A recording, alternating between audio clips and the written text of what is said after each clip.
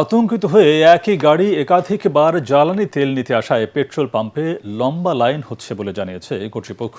জানান, সরকারের দায়িত্বশীল পদে থাকা ব্যক্তিদের মাঝেও এই ধরনের মজুতদারি প্রবণতা লক্ষ্য করা যাচ্ছে। এদিকে চৈত্রের তাপদাহে 2 থেকে 3 ঘন্টা অপেক্ষার পরও চাহিদা অনুযায়ী জ্বালানি তেল না পাওয়ায় ক্ষোভ প্রকাশ করেছেন গ্রাহকরা। মিজান শাহজাহানের রিপোর্ট। শাহবাগ থেকে পরিবাগ লম্বা লাইন, একটু একটু করে সামনে এগিয়ে 2 থেকে 3 ঘন্টা পর মিলছে জ্বালানি তেল। রেশনিং পদ্ধতিতে নির্দিষ্ট পরিমাণে তেল দেয়ায় কাঙ্ক্ষিত চাহিদা মিটছে না তাদের। এই বাস্তবতা শুধু পরিবাগে নয়, রাজধানীর সব পেট্রোল পাম্পেই। আমাদের রাইড শেয়ারে তেলটা লাগেই। এখন হচ্ছে যে আমাদের ইনকামে প্রভাব পড়তেছে।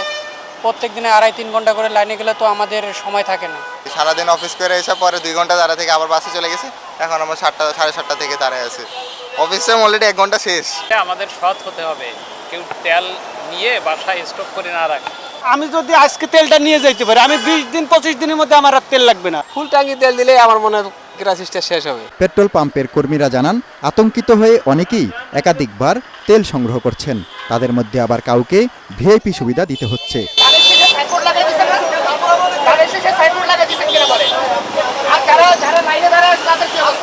যা নিয়ে প্রায় সাধারণ গ্রাহকদের তোপের মুখে পড়তে হচ্ছে পাম্প পরিচালনাকারীদের।